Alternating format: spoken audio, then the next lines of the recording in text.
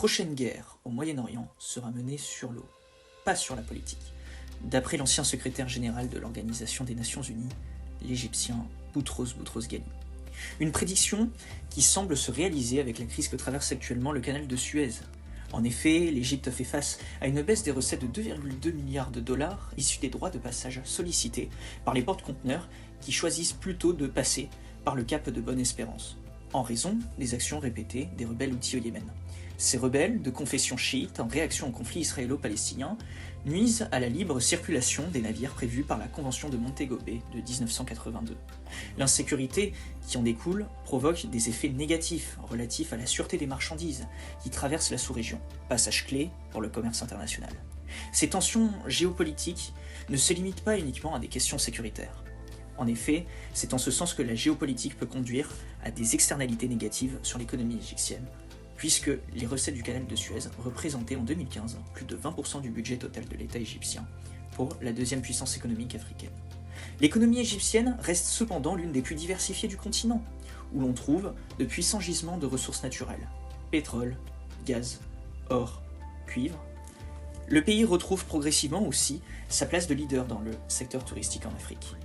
Le secteur industriel représente quant à lui un tiers de l'économie nationale, textile, ciment. L'agriculture est enfin un enjeu clé pour l'avenir à un moment où la population égyptienne s'accroît de 2 millions d'habitants chaque année. S'ensuit une question, comment expliquer le rôle stratégique de l'Égypte, passerelle géopolitique, commerciale, économique, entre un Moyen-Orient en pleine ébullition et son continent africain en développement continu? C'est ce que nous allons voir dès à présent. À l'heure où je vous parle, l'Égypte se situe dans une phase de stabilité relative. Après de nombreuses attaques terroristes sur son territoire au milieu des années 2010, et alors que ses voisins sont dans une situation sécuritaire très critique.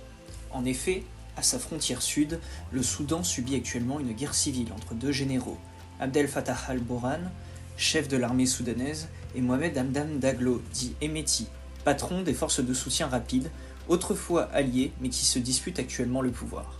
À sa frontière ouest, la Libye, en proie à la guerre civile depuis la chute de Muammar Kadhafi lors des printemps arabes en 2011, est divisée entre le gouvernement de Tripoli, dirigé par Abdulhamid Deiba, soutenu par la Turquie, et le gouvernement de Tobrouk, soutenu par le maréchal Haftar, qui, quant à lui, est soutenu par l'Égypte, la Russie ou encore la France. Et enfin, pour ajouter de la complexité, ses voisins du Moyen-Orient, tel Israël dirigé par Benyamin Netanyahou et la bande de Gaza contrôlée par le Hamas, sont en guerre depuis le 7 octobre 2023. Dans cette région aux proies aux tensions, l'Égypte du président Abdel Fattah al-Sisi, régime militaire avec un gouvernement technocratique, reste incontournable dans la région. C'est en ce sens que le siège de la Ligue arabe se situe au Caire, depuis le retour de l'organisation internationale dans le pays en 1990. Ce départ de la Ligue arabe s'explique par la normalisation des relations diplomatiques entre Israël et l'Égypte après les accords de Camp David signés en 1978 entre le président égyptien Anwar el-Sadat et le premier ministre d'Israël Menahem Begin. Cette décision avait provoqué l'ire des pays arabes qui ont acté le transfert de l'organisation, l'Égypte, en l'occurrence du Caire, à Tunis, puisque l'Égypte n'a pas respecté la règle du sommet de Khartoum, la règle des 3 noms. La règle des 3 noms, ça a été acté justement lors de ce sommet que je viens de mentionner à l'instant et qui stipulait pas de reconnaissance avec Israël, pas de paix avec Israël, pas de discussion avec Israël. Bien que l'Égypte dispose de ses propres poulains dans les guerres qui sévissent à ses frontières sud et ouest, en l'occurrence, elle soutient le maréchal Haftar en Libye et Abdel Fattah al-Burhan au Soudan, elle s'impose comme un acteur incontournable dans la résolution des conflits au Moyen-Orient. C'est elle qui, avec la Jordanie et le Qatar, a multiplié la conclusion d'accords de cessez-le-feu entre Israël et les différents acteurs palestiniens, mai 2021, août 2022, ou encore dernièrement en janvier 2025. Ensuite, après l'assassinat du président du Conseil des ministres libanais Rafik Hariri 20 ans plus tôt, l'Égypte a appuyé le Qatar dans sa médiation entre les différents courants libanais dans la quête de la formation d'un nouveau gouvernement au Liban. Ces manœuvres diplomatiques ont permis la signature des accords de Doha en 2008, qui ont vu l'accession au pouvoir de Michel Sleiman en tant que président de la République libanaise. On peut aussi évoquer que l'Égypte est présentée comme un allié incontournable des Occidentaux, puisqu'elle est le premier récipiendaire de l'aide militaire américaine. Mais cela n'a pas toujours été le cas, puisque celle-ci fut d'abord alliée à l'Union soviétique et fut aussi très proche des mouvements panarabistes sous la présidence de Nasser, en raison de la crise de Suez qui l'oppose aux Français, aux Anglais et aux Israéliens en 1956.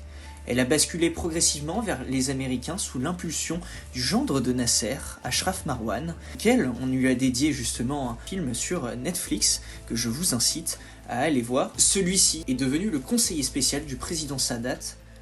Il fut également un agent double pour le compte du Mossad. Ainsi, nous venons d'observer le rôle stratégique de l'Égypte dans cette région du monde.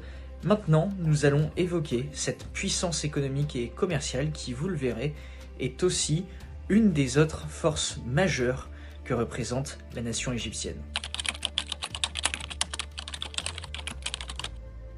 L'Égypte, du fait de la théorie des avantages comparatifs développée par David Ricardo, se positionne comme un géant mondial du commerce en raison de la présence du canal de Suez, qui représente le chemin entre d'une part l'Europe, l'Afrique du Nord et le Moyen-Orient, ainsi que d'une autre part les pays de l'océan Indien, puis l'Asie.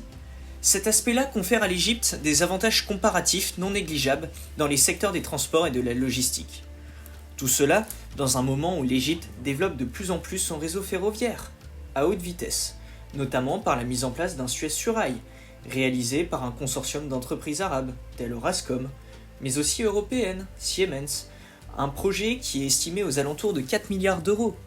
Le pays de Cléopâtre dispose aujourd'hui d'une économie hybride située entre protectionnisme et libre-échange. Effectivement, et historiquement, avec la pensée de Nasser, l'économie égyptienne était plutôt planifiée au niveau des hydrocarbures, des mines ou encore des banques. Celui-ci avait mis également en place des coopératives agricoles. Toutefois, ces politiques n'ont pas eu les effets escomptés, et cela a incité son successeur, Anwar el-Sadat, à changer de stratégie en instaurant l'INFITA à partir des années 70.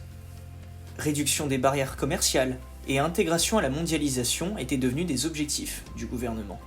Hosni Moubarak a poursuivi cette politique-là en question, en concluant des accords de libre-échange avec l'Union européenne en 2004 par exemple. C'est aussi pendant cette période que le pays diversifie ses partenaires et renoue au passage avec la Russie de Vladimir Poutine. Le pays, même s'il dispose d'une des économies les plus prospères du continent, reste avant tout dépendant de ses exportations de pétrole et de gaz, calculées à hauteur de 14 milliards de dollars, ce qui représente une part essentielle du rôle de l'Égypte dans le commerce international. En 2022, le déficit commercial du pays, comme précisé au début de la vidéo, est dans un état critique, ce qui met en perspective les écarts entre les importations et les exportations. Ce déficit est alimenté par une forte dépendance aux importations, notamment en produits alimentaires et en produits manufacturés de haute technologie. Tout cela explique aussi pourquoi en 2024 le pays des pharaons était considéré comme le premier importateur mondial de blé vis-à-vis de la Russie, puisque ses achats en la matière ont augmenté de 6%. Cette dépendance à la Russie doit se renforcer en raison de la mise en service du barrage de la Renaissance en Éthiopie, qui cristallise les tensions entre Le Caire et Addis Abeba. Il y a une véritable peur des autorités égyptiennes que le débit du Nil soit moins important et que cela soit nuisible aux agriculteurs égyptiens et à leur culture. Enfin, il faut rappeler cet aspect de croissance démographique des 2 millions d'habitants chaque année, puisque cette pression démographique influe sur la qualité justement de l'accès aux ressources primaires. Tout cela combiné à un faible marché du travail, tout comme un manque de diversification industrielle. Et tout cela, malheureusement, contribue à limiter les capacités de cette nation à augmenter ses exportations nettes. Pour faire face à ces défis économiques et renforcer sa compétitivité sur le marché mondial, l'Égypte a entrepris plusieurs réformes économiques en réponse aux exigences du Fonds monétaire international. La privatisation d'entreprises publiques, dans le but d'attirer des investissements étrangers, IDE, et d'améliorer l'efficacité économique. On peut citer l'exemple de la compagnie aérienne nationale, Egyptair, mais aussi de l'entreprise Suez Cement, qui ont été partiellement privatisées.